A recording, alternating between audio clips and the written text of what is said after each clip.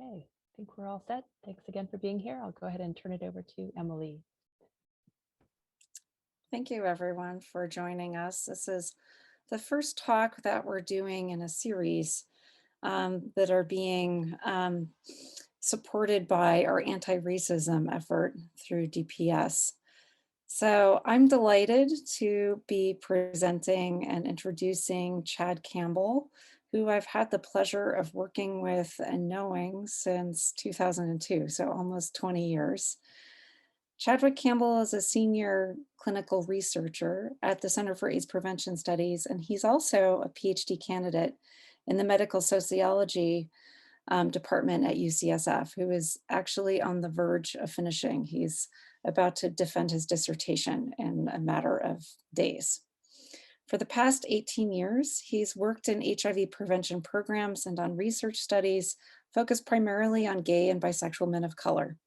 In his work, he primarily employs qualitative methods to highlight the social meanings of a stigmatized illness, to examine how those meanings are constituted within specific social, structural, and geographic inequities, and to also, 3, consider the impacts of these inequities at the intersections of race, gender, class, and sexuality.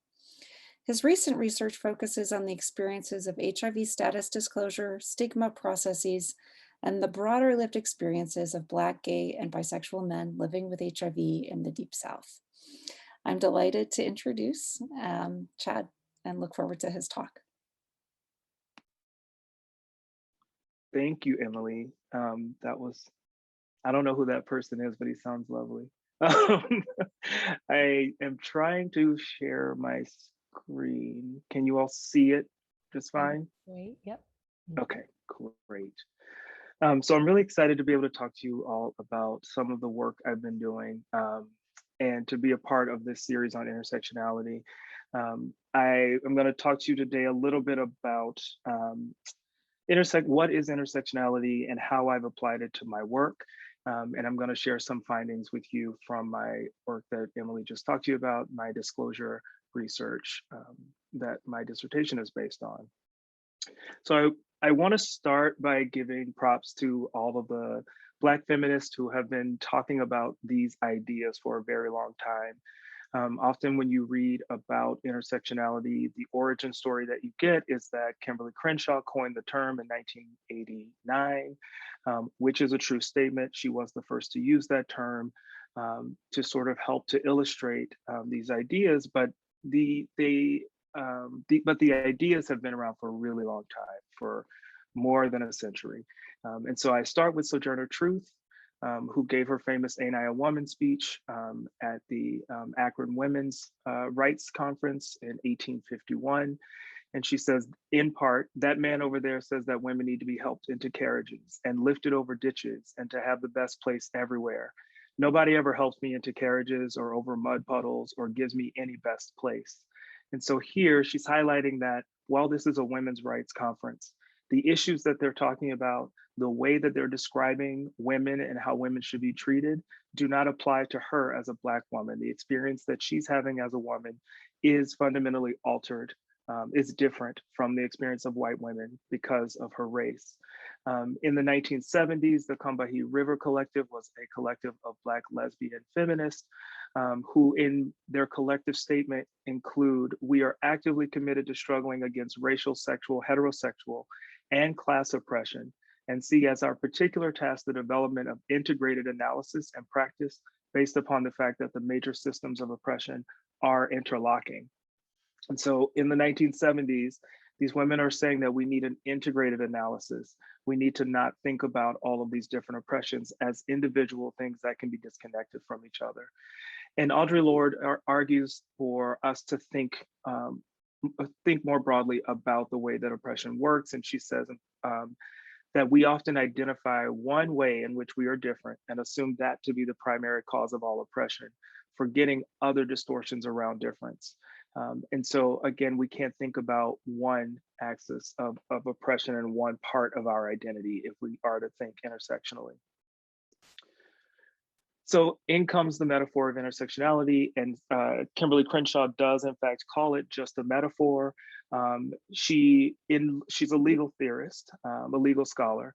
And so she's looking at anti-discrimination cases and comes up with this framework, this metaphor of intersectionality to explain what she's seeing in anti-discrimination laws. So in one case, for example, a Black woman files suit saying that she's being discriminated against as a Black woman by not getting hired for a job. And the courts determined that she has no standing to make this claim because she's actually asking to create a special class. The company did in fact hire Black people. Those Black people happened to only be men who worked in industrial jobs. That company also hired women, but those were only white women who served in secretarial roles.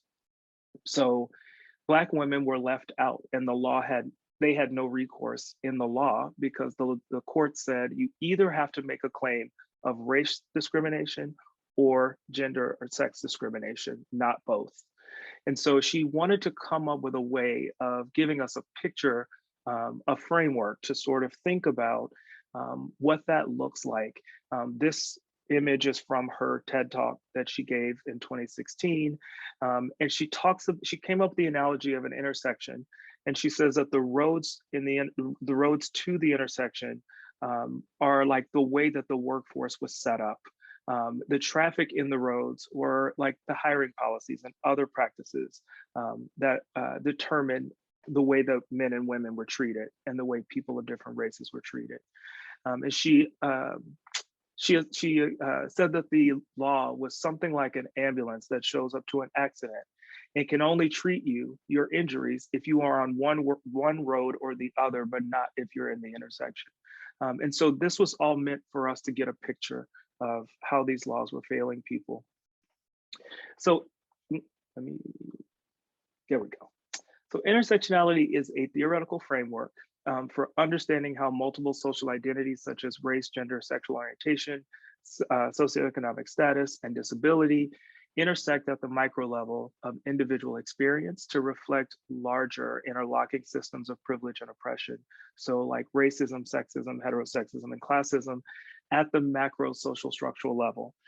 So one important piece of intersectionality is, I think oftentimes we focus a lot on the individual identities, but it is about what it reflects at the macro level. It's not just about our individual level experiences. It shifts us from an additive mode. So Patricia Hill Collins talks about the way that we think about these oppressions as sort of adding up. So someone can experience racism and sexism and classism.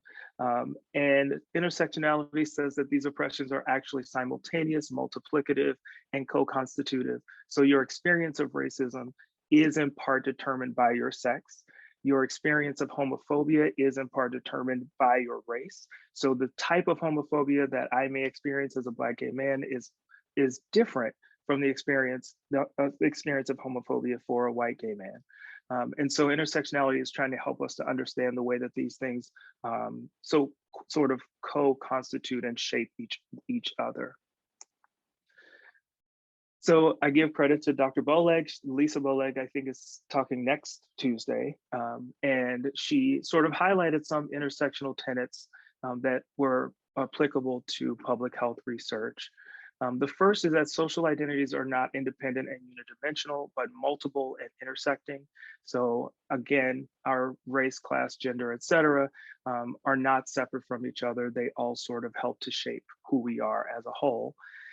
Second, that people from multiple historically oppressed and marginalized groups are the focal or starting point.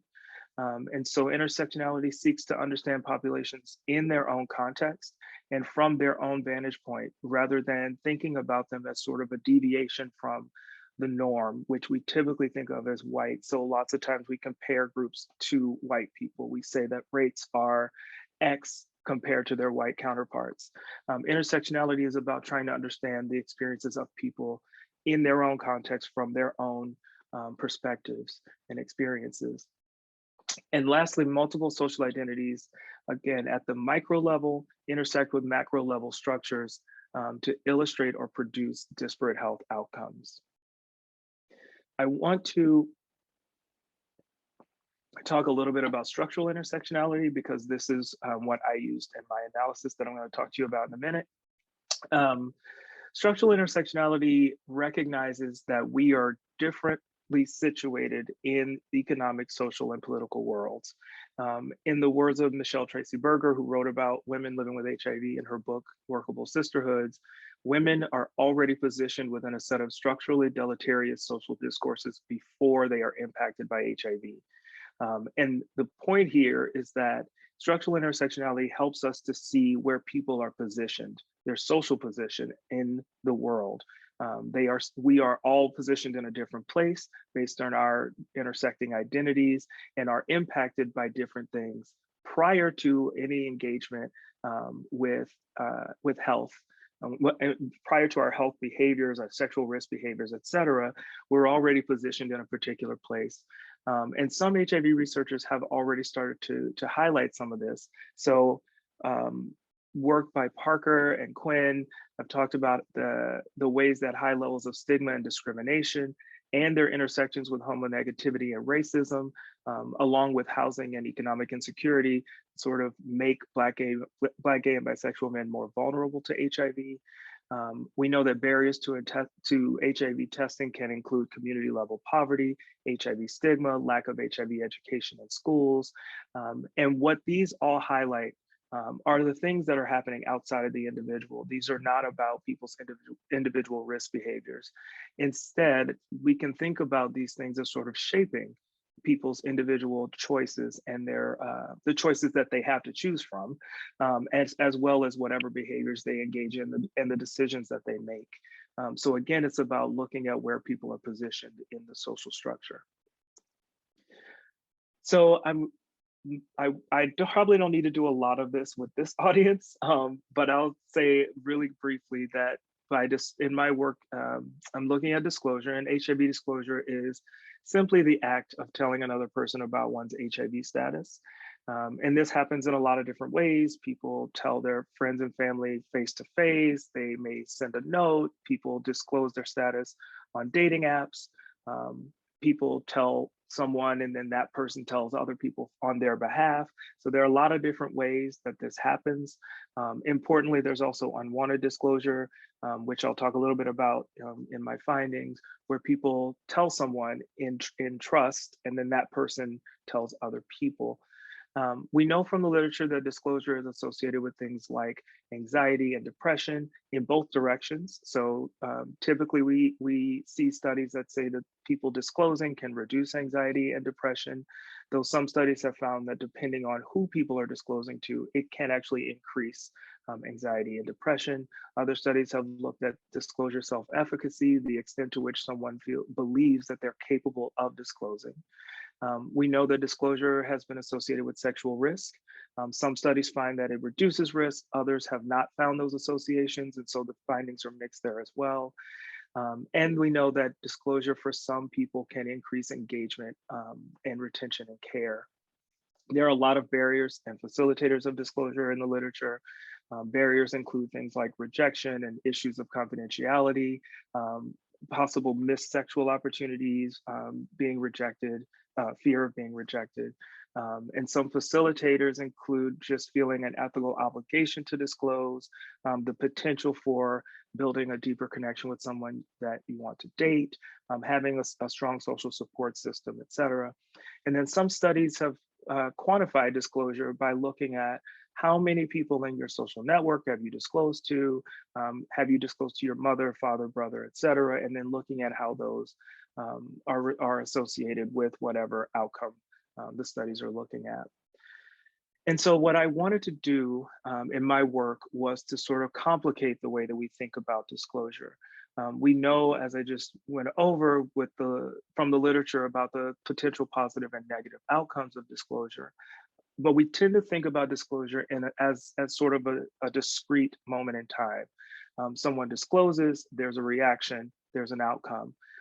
And that can happen over and over again. It's not to say that disclosure is a one-time thing, but I wanted to reframe the questions to ask things like, where does HIV disclosure fit in one's full biography? And what do these positive and negative outcomes look like over time? What is the broader impact on the life of the person living with HIV after they disclose? And how do intersecting identities and oppressions shape the nature of disclosure outcomes? So really quickly, from June 2019 to June 2020, I conducted 30 in-depth semi-structured interviews. I did 14 of these in person. I was going to Louisiana about once a month and conducting interviews in person. I did these in participants' homes, their offices, at the public library, in a public garden. I did them wherever people were comfortable. And the last 16 had to be done by phone because of COVID. And that turned out to be a blessing in disguise because I recruited most of these guys from dating apps. And some of them I know because they told me that they would not have talked to me in person. And I got some really rich data from some of these guys. So it actually turned out to be a good thing that they had the option to do it over the phone. Or I guess they had to do it over the phone. The interviews lasted about an hour to an hour and a half on average. I recruited them through word of mouth, attending community discussion groups, social media advertising, flyers at clinics. And I did a grounded theory analysis. So grounded theory is about generating new theory and the data in which that theory is grounded. And so data collection and analysis are conducted simultaneously. So as soon as I conducted my first couple of interviews, I started doing open coding on them. The idea being that as things emerge from the data, it can inform your future interviews and help you to identify themes that are emerging, patterns that are emerging in the data.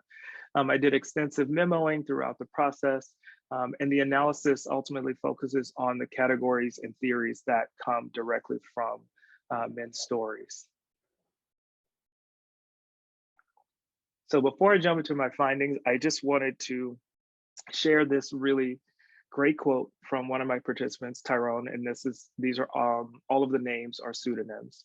And after the names, the first number is their age and the second number is how long they've been living with HIV. So Tyrone was at the time 35 and had been diagnosed for about 14 years. And he said, if I didn't have HIV, okay. If I was straight, I would probably be fine. I say that being a Black gay male living with HIV in Baton Rouge is hard. And I asked him what makes it hard. And he said, people understanding you, where you're coming from, your personal situation. I'm traumatized by certain white people. I know other people that just don't even deal with white people. So just racially, that's just one thing. Talk about being gay. This is Louisiana. We're just now getting comfortable with things. If we were white back in 2014, 15, if I was white, I would have been fighting for marriage equality. But being Black, we wasn't worried about that. We wasn't worried about no marriage equality. Fuck marriage equality. I need a house. I need some food right now. That's what being Black and being HIV positive in Baton Rouge is like. And Tyrone, in fairness, was somewhat familiar with the concept of intersectionality. He told me, he used the word intersections a few times in our interview. But I think he so well encapsulated the importance of understanding these intersections for him. He never talked about himself as just Black or just gay. Throughout the interview, he said things like, as a Black gay man living with HIV in Baton Rouge. He talks that way for most of the interview. And he really highlights how the needs of a community are really shaped by those intersections and by the struggles of the people who fit into that particular community and who are located in that particular place in the social structure. I really loved this interview, so much so that my advisor alerted me to the fact that I had quoted him repeatedly in one of my chapters, and I needed to quote someone else. But he gave me such rich data and things to think about. So in a paper that I have forthcoming in Social Science and Medicine, I reframe the way we think about disclosure outcomes as biographical disruption. And I'm going to say a little bit about what that is first. So biographical, I should have said this at the beginning. I don't mind being interrupted if someone needs clarification about anything as I'm going through this. Biographical disruption is a medical sociology theory that has been picked up by some public health folks, including HIV researchers. It was developed in the early 1980s, and the idea is what Michael Burry was trying to describe is the ways that chronic illness can disrupt your life, change your life course, change your overall life story. And there are three main tenets three main pieces to what he describes as biographical disruption. The first is that you are no longer able to engage in behaviors and activities that you once took for granted. So if you're an avid runner and you have a diagnosis, that means that you can no longer run. It changes your ability to engage in physical activity. That changes something that was once a part of your everyday life. Second, your life trajectory is upended and self-concept is altered. Perhaps you are diagnosed with a chronic illness that means that you can no longer pursue the career that you had planned on pursuing. It may change the way that you see yourself and think about yourself in the world. And third, the response to the disruption requires you to engage resources, whether that be social support, building new close social bonds, financial support you may need. And this fourth bullet is not one of the three main pieces, but I think it's a really important piece of his theory, that chronic illness can continually intrude on your life. And certainly people have talked about HIV as a chronic illness that can be a biographical disruption. Only one study that I know of has ever talked about disclosure as biographical disruption, and they make a really strong argument for it. Tewksbury and McAfee did this back in 1998, and they claim that disclosure is the event that changes future interactions, changes the way that a person living with HIV sees themselves and the way other people see them. And so it's important to think about disclosure as an event that can cause a disruption to someone's biography. So one of the first things that I noticed, and going back to what I said earlier when I talked about reframing the questions, thinking about how it fits into the broader story of their lives. One of the first things I noticed was that these men had experienced preceding disruptive events in their lives and disruptive traumatic events in their lives that were directly relevant to my understanding of their experiences with HIV disclosure. So more than a third of these men talked about experiencing childhood sexual abuse. Importantly, I did not ask them about childhood sexual abuse. So this is the 37% who told me this without me prompting it. So it is possible that that percentage is actually even higher. Secondly, coming out as gay or bisexual was disruptive for just under half of these men. That could look like being kicked out of the house or being disowned or something like that. The third was that HIV diagnosis itself was a disruptive event. For some, that looked like receiving an AIDS diagnosis at the same time, which led to loss of job, loss of housing, having to be hospitalized, move in with family, et cetera, or becoming suicidal after learning about their HIV diagnosis. And then when it came to disclosure-related disruptions, there were three themes that emerged. One was discredited definitions of self, damage to social and familial networks, and negative socioeconomic impacts. And these preceding disruptions were really critical to understanding disclosure because for some of these men, they were directly related to the disclosure outcomes. And for others, it was just the way that disclosure unfolded and the consequences of disclosure unfolded were sort of like a piling on of traumatic experiences for them. And I wanted to just sort of illustrate what these connections could look like. One participant, Walter, who was 29 when I interviewed him, had been through a lot around his sexuality and his HIV diagnosis, and they were all very clearly linked. He had been sexually assaulted by a cousin and two of his cousin's friends when he was about 13 years old. And he says, and dealing with that was very difficult because identifying as gay, they'd be like, oh, this is what you want anyway. I guess it's what you like and things of that nature. And then getting back home to where my dad at the time proceeded to beat me because I was quote unquote bringing gay into his household. Fast forward several years later, he comes out as gay because at the time at 13, he was not out. He comes out as gay and he says, when it came to my dad, basically he disowned me because his reply was, the only time I would disown one of my kids is if they touch another child or come out as gay. And so already he has all of this trauma around this being blamed for his own sexual assault, having his father, disown him because of his sexuality. And now he is sort of walking around living with the trauma of that. About 10 years after he had experienced the sexual assault, he was diagnosed with HIV and AIDS. And he had been really sick, had been in and out of the hospital, had had blood transfusions.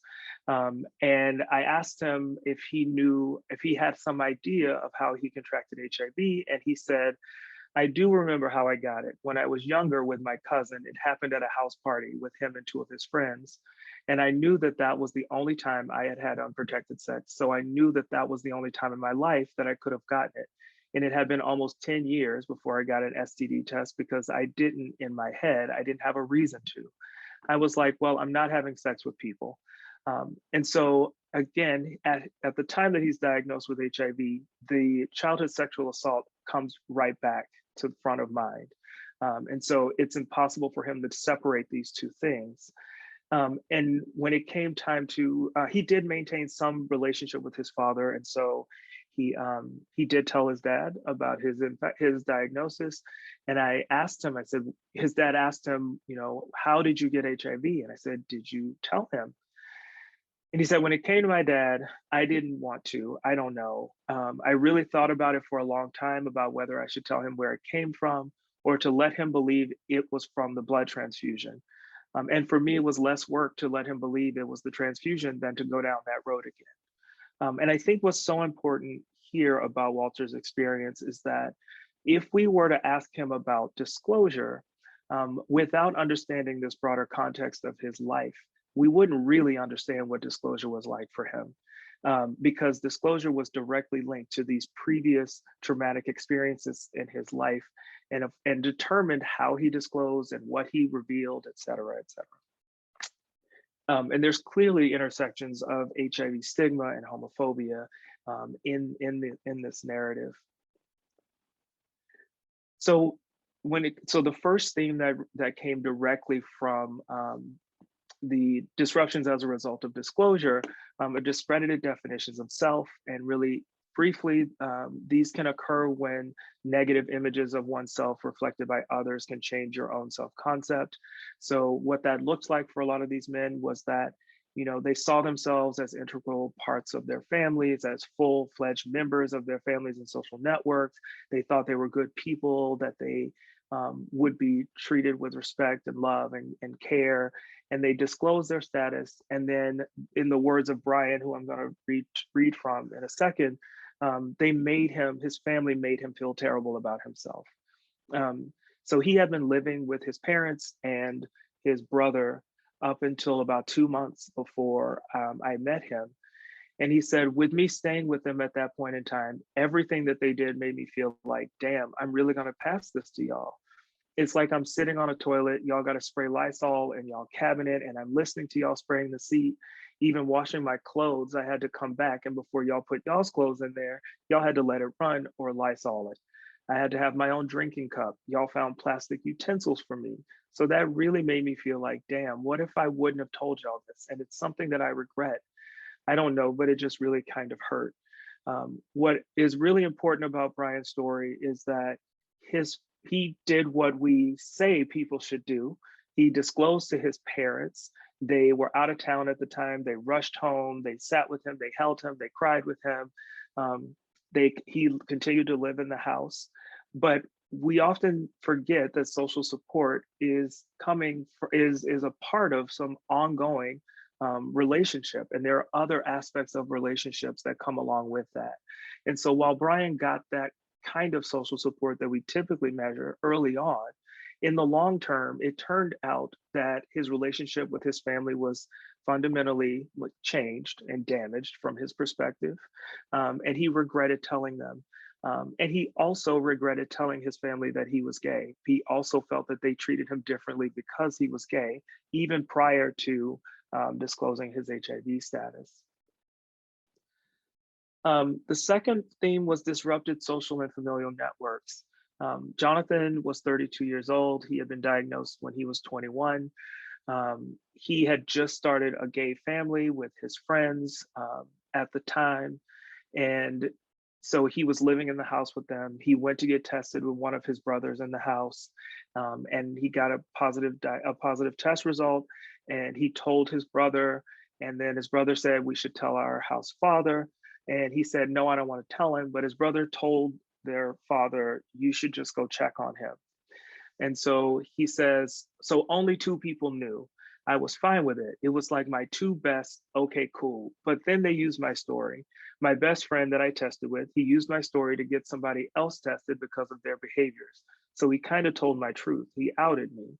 It spread within the family real fast. Then I was talking to somebody and they said something about me being positive. And so now members of the family have spoken or whatever, leaked it to non-members.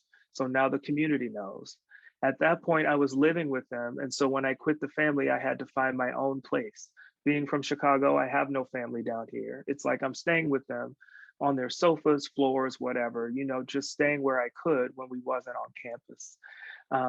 And so Jonathan lost and what he thought was his social support system, his network, his family, the people he thought he could depend on. And he did eventually end up getting his own apartment. And he became suicidal at some point. And luckily, some friends came over and stopped him from hurting himself. But the suicidal thoughts came as a result of the number of times he was rejected by people in the community and the way that people were talking about him in the community as a result of his status being spread around and gossiped about. And then lastly, socioeconomic and structural disruptions. We know that people, and we know in the literature that some people have disclosed and lost housing and jobs, but I wanted to kind of understand what that really looked like for these men. This first quote from Reggie, he was diagnosed when he was 21. He waited several years before he told anyone. He started dating someone, finally felt safe enough to open up to that person. And when they broke up, that ex posted flyers around the neighborhood with his face on them and his HIV status on it. And he said and he worked and lived in the same neighborhood, I should also say. He said, it's like everyone at work saw these flyers. Everyone in my apartment building saw these flyers. And I was just like, whoa, if I would walk to work and if everyone that's on the street, now they all know, that destroyed me. Like internally, I just felt no one would ever pretty much want to deal with me. I still worked at my job for maybe a good 2 to 3 weeks, and then I just couldn't do it anymore. So he left his job, he left his apartment. He left his apartment because he couldn't afford it and because he no longer wanted to live in that community. And he struggled for a long time before he was stable again. And then Sam had been living with his mother. He did not have a super close relationship with her, but they got along fine and he lived with her and she allowed some cousins to move in. And after he was diagnosed and they learned about it, they were all really afraid of him, of being around him. And he said, I could have stayed there. I could have made a padding on the floor or slept on the couch. But because of their fears of me having it and them not knowing what to expect, I just ended up going to stay at other people's house and in my car. Sam slept in his car a lot. And it wasn't the first time. He had slept in his car as well because he was dating someone and his mother would not allow him to bring his boyfriend into the house because she also didn't accept the fact that he was gay. And so he ended up sleeping in his car several times as a result of the homophobia and HIV stigma in his household. And he eventually got his own place. His relationship with his family is really strained as well as a result of his HIV status and having disclosed it to them. So I really wanted to highlight again, using a structural intersectionality framework, I really wanted to sort of talk about the environment and the structural context in which these men were living and in which their disclosure experiences occurred.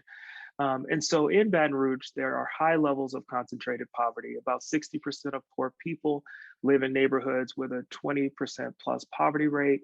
The white median household income is almost double that of Black households.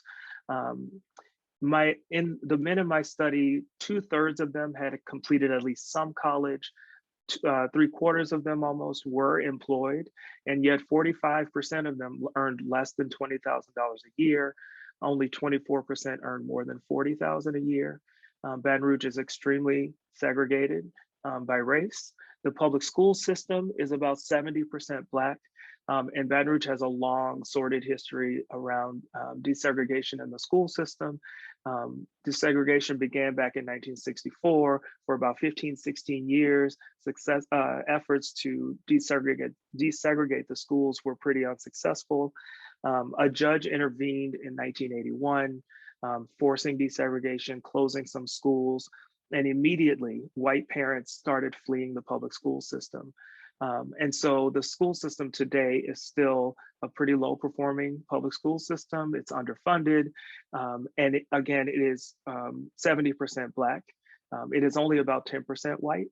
And these sorts of efforts are still continuing today, this sort of division between Black and white in the school system. The southeastern part of the city within the last few years voted to make themselves their own city and to break away from the city of Baton Rouge. And the primary motivation for that was to create their own school system. And this part of town is mostly white. It is the wealthiest part of town. And so they would remove their resources from the East Baton Rouge Parish Public Schools school system. And it is already not well funded, as I mentioned. When we think about HIV, Louisiana and Baton Rouge rank 4th in HIV infection rates among states and metropolitan areas, respectively. Black, gay, and bisexual men account for about 40% of all new infections in the state. And just to put that in context, Black people, all Black people, make up about 32% of the population of Louisiana. So you can imagine Black, gay, and bisexual men being a small fraction of the overall population, but accounting for 40% of new infections. And heterosexism, sex stigma, and HIV stigma are embedded structurally. There is no requirement for sex education in schools in Louisiana, and the state health standards and the East Baton Rouge Parish School Board health standards emphasize that if a school chooses to offer sex education, there are very strict limits on what can be said about homosexuality. There are very strict descriptions of what can be said about HIV. And indeed, men told me that HIV was almost not a topic for them in school. And in the words of several of them, several men told me a phrase that related somehow to we were doomed from the start. Some sort of something similar to we were doomed from the start, because they did not get the education around HIV. They didn't have any education around their own sexuality as they emerged into early adulthood. Louisiana also has the highest incarceration rate in the country and has some pretty harsh HIV non-disclosure criminal laws. If I had time to talk about all of the important things that I think fit into this intersectional framework, I would, but I'll just say on the disclosure laws, some of the men were really fearful of those laws being used against them.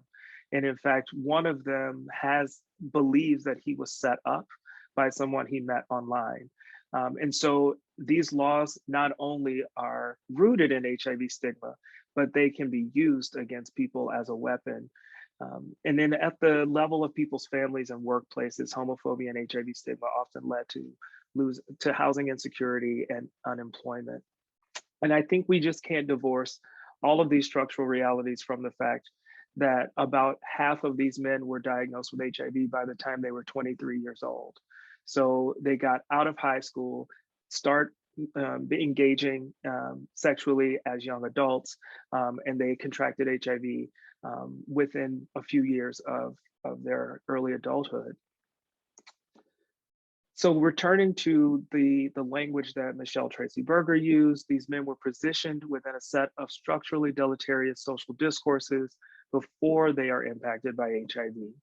And I, sort of recreated Crenshaw's intersections, but these men were located in a social location that was right at the intersection of heterosexism and HIV stigma, homophobia, structural racism, and sex stigma. These were reflected in laws, in policies, in the ways in which people engaged in the community, the type of gossip that went on in the community, the reactions to their HIV disclosure was shaped by these sort of structurally embedded oppressions. And just to end on just talking a little bit about intersectionality and anti-racist praxis in research, there in this work these come out of the work of Chandra Ford at UCLA. And she talks about focusing on multiple intersecting macro level factors. The analysis must come from the vantage point of communities that have been marginalized.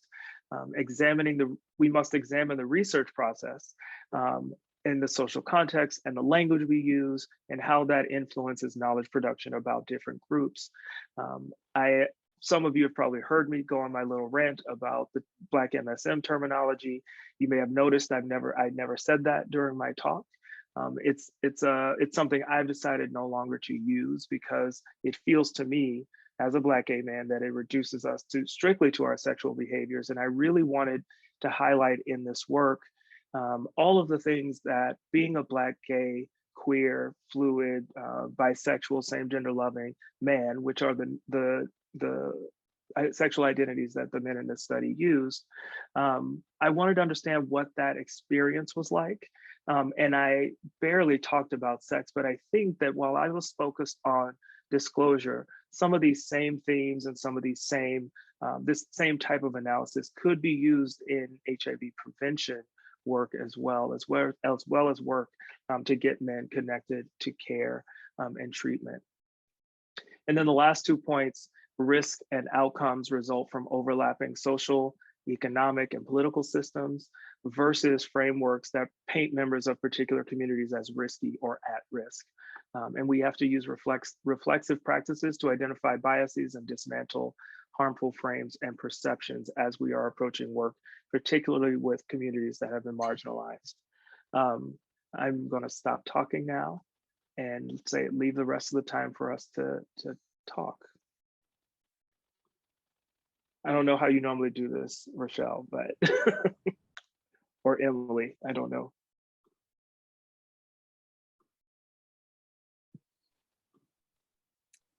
Well, thank you so much, Chad. That was a totally enlightening and thoughtful presentation. It sounds like you got tremendous data and really did a Herculean effort of managing to develop rapport and do so during a very, very difficult time to be out in the field collecting data. So I think at this point, if people would like to raise their hands, your virtual hand, or let us know if you'd like to ask questions of Chad. I'm happy to try to facilitate. And maybe I'll start, maybe people are thinking a little bit more. So Chad, I was thinking about social and economic inequality. And I'm wondering to the degree to which you explored the experience of poverty in the work that you did with your participants and informants, and how they think about poverty themselves or the wealth gradient, and how that contributes to lived experience for them as Black, gay, same gender loving men living with HIV. Yeah, I didn't ask them explicitly about poverty, but poverty was woven throughout their narratives. So Brian, the one who had been living with his family and they had been treating him in a way that made him feel so bad about himself, he had grown up in a low-income household. I actually went to his house and he still lives in a very impoverished neighborhood. He and his partner had moved out just so he could get away from the treatment he was experiencing from his family. And the house that they moved into was just around the corner. And at the time that I talked to him, the hot water did not work. The front door lock did not work. He was still walking over to his parents' house to take a shower, and because they didn't have hot water, and he was willing to live in this situation just so he no longer had to deal with the way his parents were treating him. A number of men had experienced homelessness at some point in their lives. Sam was not the only one who talked about sleeping in his car. And so poverty was definitely a character, so to speak, in the stories that men were telling me.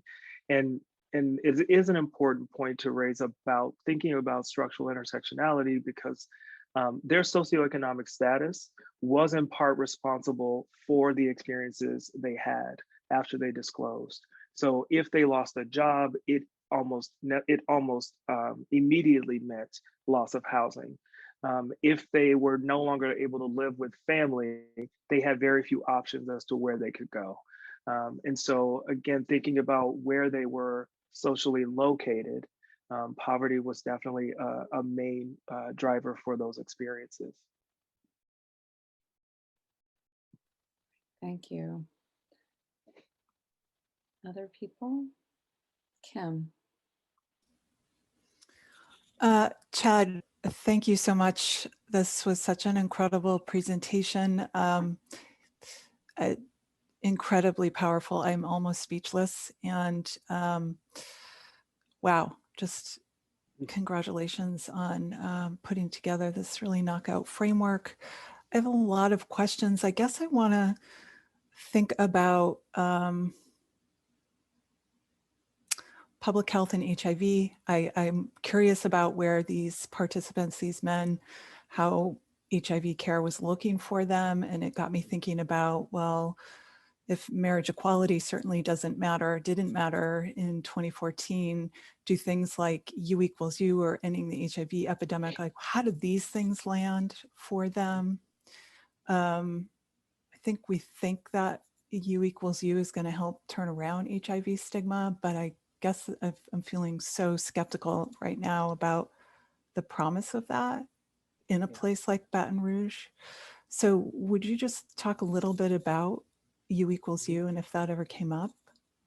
Yeah, it did not come up that I can recall. If it did, it maybe was in one or two interviews. The good news is that all of these men told me that they were in care and on ARTs and that their viral load was suppressed. Interestingly, two of them told me that they were taking really good care of themselves because they never wanted anyone to find out they had HIV.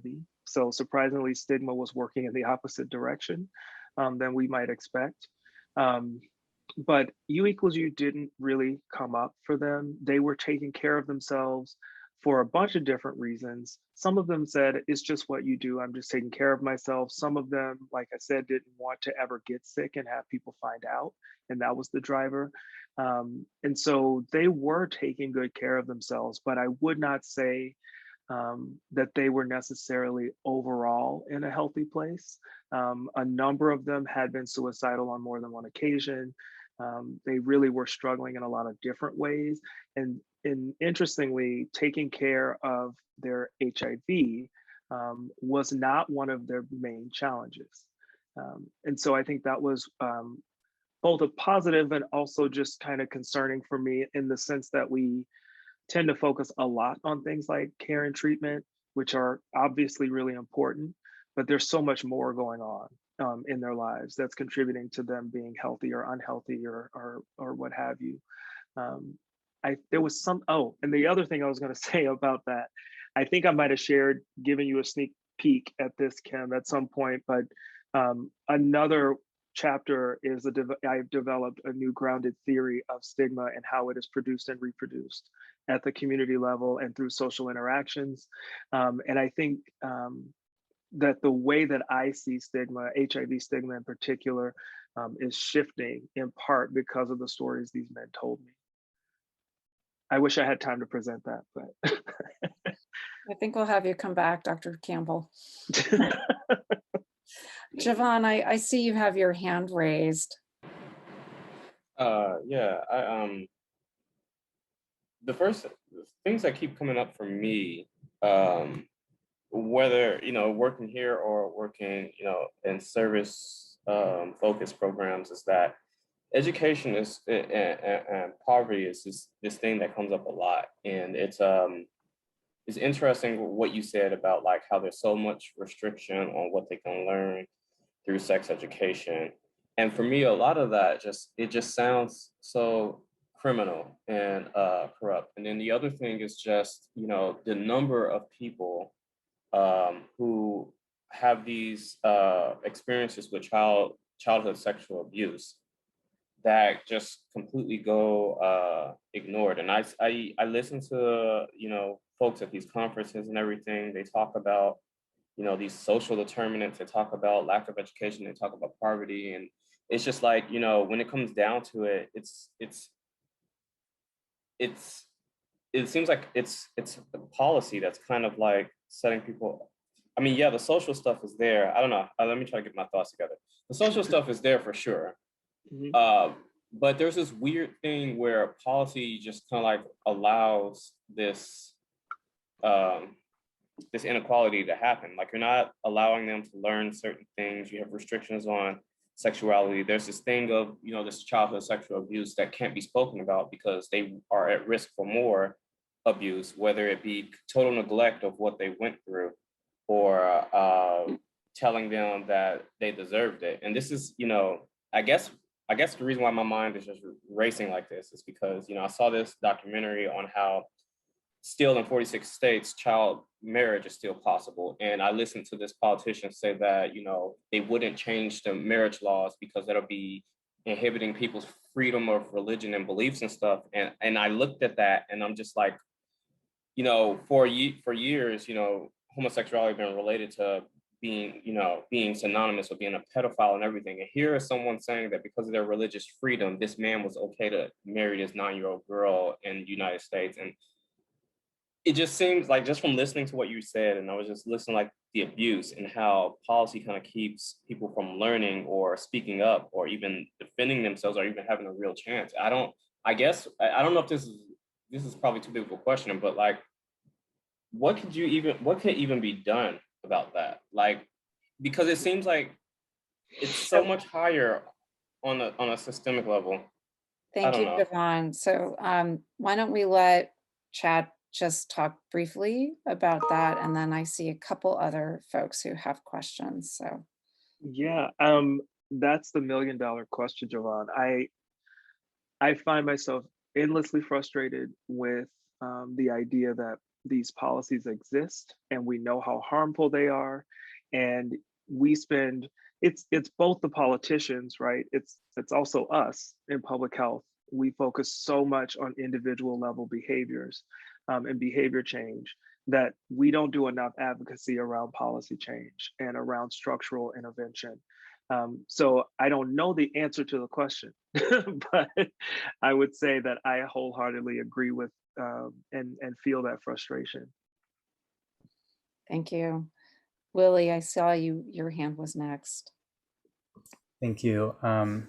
Thanks so much, Chadwick. I really appreciate your work and you bringing voice to this. Like, I'm a counselor on a couple of studies here at CAPS, and yeah, I've noticed, you know, in my experience working on these studies, there are just a number of ways in which like the intervention's design is like good, but like doesn't reach really what's needed, you know, in certain populations. So I really appreciate your bringing attention to like, you know, considering the full context of that person's biography, you know, those people's biography.